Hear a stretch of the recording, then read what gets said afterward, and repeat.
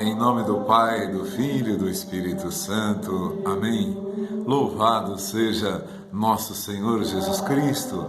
A Ele, a Deus, damos graças agora por toda a eternidade, por todas as vidas, por nós que temos a graça, a grande graça de partilhar essa palavra eterna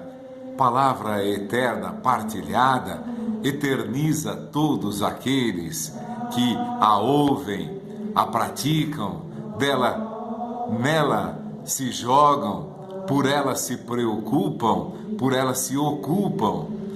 A palavra de Deus, que é eterna, vai eternizando todas as pessoas que por ela são instruídos, por ela querem receber a instrução, a luz. Mais importante, a luz que vem de Deus. Desejamos, queremos, pedimos que essa luz ilumine você, todos os seus, que esta graça permaneça na sua casa, na sua família. E nesse dia nós lemos o capítulo 9 de São Mateus, a partir do versículo 18. Falava ele ainda quando apresentou-se um chefe da sinagoga, prostrou-se diante dele e lhe disse: Senhor, minha filha acaba de morrer, mas vem, impõe-lhe as mãos e ela viverá.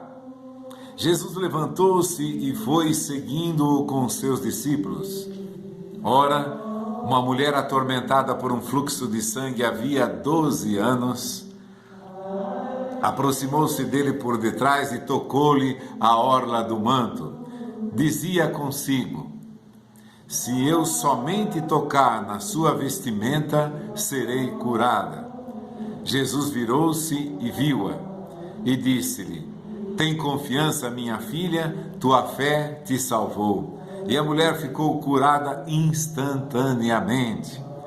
Chegando à casa do chefe da sinagoga, viu Jesus os tocadores de flauta e uma multidão alvoroçada. Disse-lhes: retirai-vos, porque a menina não está morta, ela dorme.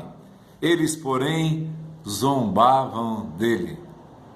Tendo saído a multidão, ele entrou, tomou a menina pela mão e ela levantou-se.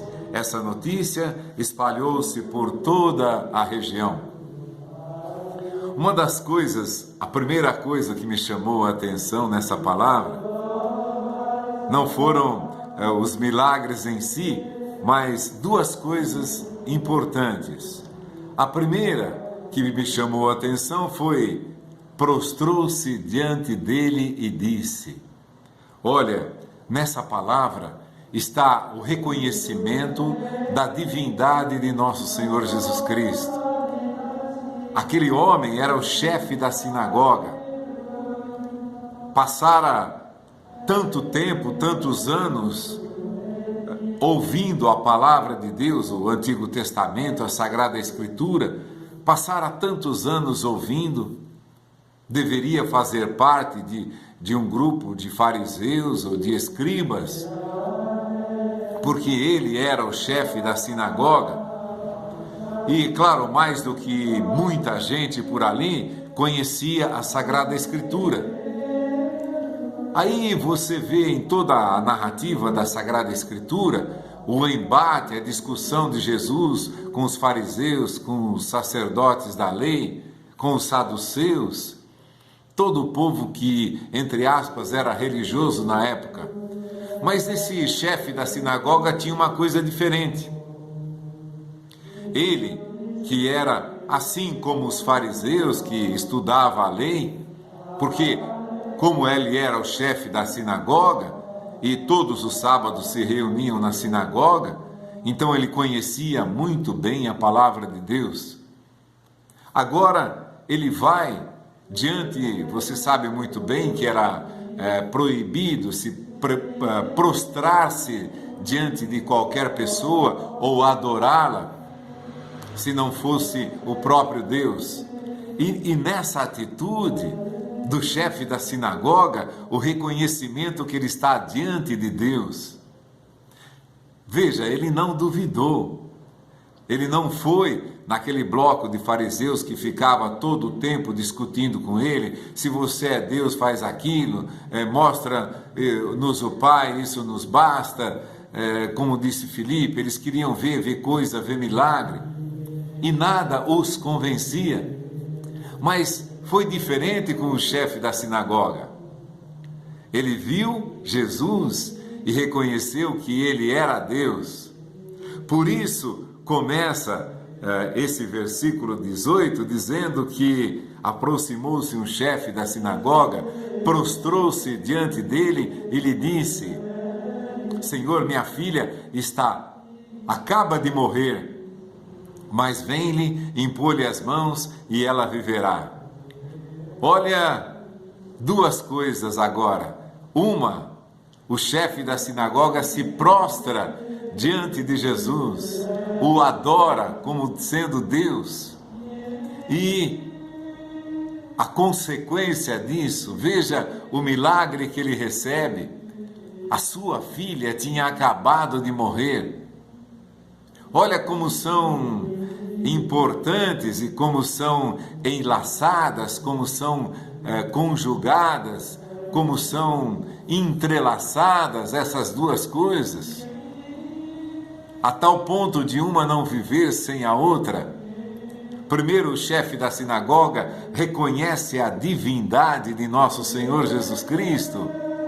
Ele se prostra diante de Jesus, o adora.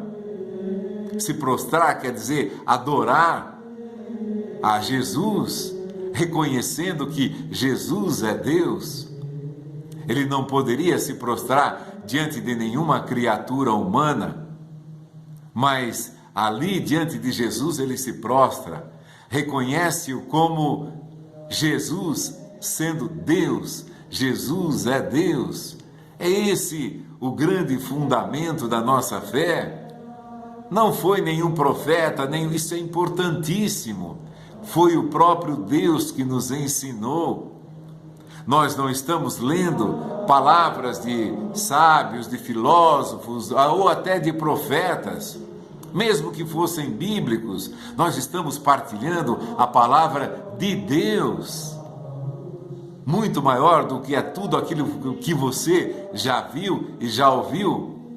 Jairo reconhece, se prostra diante de Jesus e recebe a ressurreição da sua filha. Você viu? Ela acaba de morrer. Agora fica para nós um pensamento: quantas vezes ao dia nós nos prostramos diante de Jesus? O chefe da sinagoga ouvia a palavra de Deus todos os sábados, que era lida, que era meditada nas sinagogas. Agora, façamos um paralelo. Quantas vezes ao dia você se prostra diante da presença de Jesus? Eu me prostro na presença dele, o adoro como meu Deus e Senhor. Às vezes a gente quer só a segunda parte, conseguirmos as graças de Deus, ou a graça da nossa própria ressurreição, que Jesus nos ressuscite.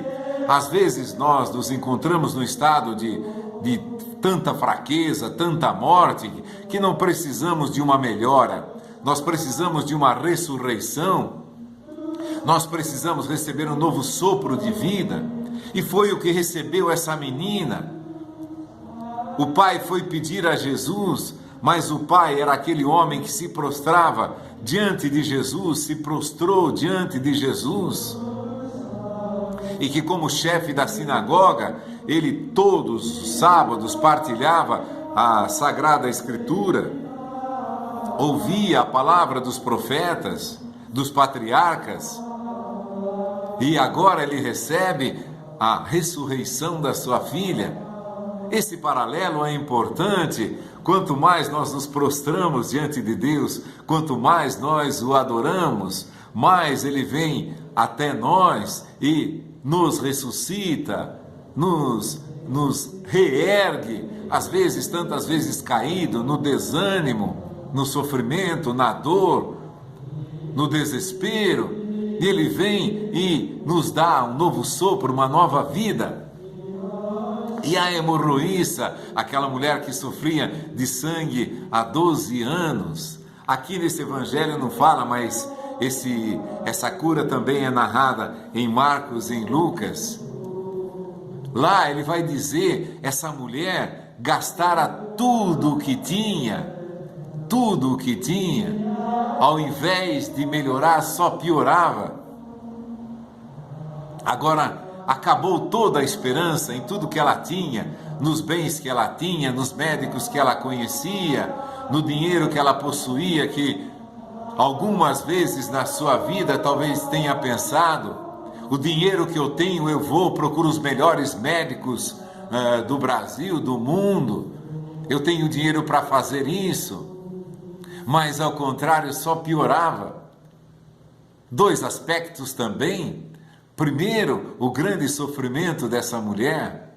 Segundo, a confiança que ela tinha antigamente nos bens que ela possuía, no dinheiro que ela possuía. Eu tenho dinheiro para pagar os melhores médicos, então eu vou ser curada. Mas aí a consequência dessa confiança errada, confiança no ser humano, no que tinha, no que possuía, ou confiança naqueles que conheciam a ciência, os médicos que poderiam curá-la. Agora, depois que tudo se acabou, agora sim restava somente Jesus. Agora ela reconheceu como foi o último recurso que ela teve para ser curada, não tinha mais nada, tinha procurado todos os meios, mas tocar na orla de Jesus significa que se aproximou também dele e reconheceu que ele, sendo Deus, ainda que tocasse na orla do seu manto, na barra da sua veste, ela seria curada, porque acreditava que aquele homem também era Deus, que nosso Senhor Jesus Cristo é Deus. Agora, toda a graça que precisamos, tudo aquilo que toda a ressurreição que nós precisamos, toda a melhora, todo o sopro de vida que eu e você precisamos, prostremos diante de Deus e o adoremos, e o louvemos pelo seu amor, pela sua bondade, mas me prostrar diante dele, porque diante de Deus o nosso comportamento é de prostração, nós nos ajoelhamos, nós nos prostramos diante dele e o adoramos. Daí sim vem a nossa ressurreição. Deus vai nos reerguer do nosso pecado, da nossa fraqueza, do nosso desânimo, mas é preciso se prostrar. Quanto mais o homem se prostra diante de Deus, tanto mais ele é ressuscitado, ele ganha uma nova vida, uma nova força, uma nova esperança. E é disso que nós precisamos muito, muito, muito, e a cada dia. E cada dia que passa precisamos mais de Deus. Se precisamos mais dele a cada dia, prostremo-nos muito mais vezes diante dele, o adoremos como nosso único Deus, nosso único Salvador, a nossa única esperança de nos reviver, de nos reencontrar com ele. Que o Espírito Santo, nesta hora da partilha, se derrame sobre todos nós, abençoando a você, a sua família, a todos nós. Vem, Espírito Santo, vinde por meio da poderosa intercessão do Imaculado Coração de Maria. Não se esqueça, ali nas bodas de Caná, na presença de Maria, Deus, Jesus, só pôde atender esse pedido, porque Nossa Senhora, nossa Mãe Santíssima, forçou, entre aspas, Jesus a realizar o seu primeiro milagre, para que assim nós crescemos nele. Que nossa Mãe também estenda a sua proteção sobre você, sobre sua família. e force Jesus a realizar uma obra na sua vida, para que, assim como os discípulos nas bodas de Caná, acreditaram nele, viram a sua glória. Que o Espírito Santo nos ensine, nos prostrando diante de Deus, contemplar cada dia mais o seu amor, a sua glória, a sua ressurreição em nossas vidas, ou a nossa ressurreição acontecida pelo seu amor em nós.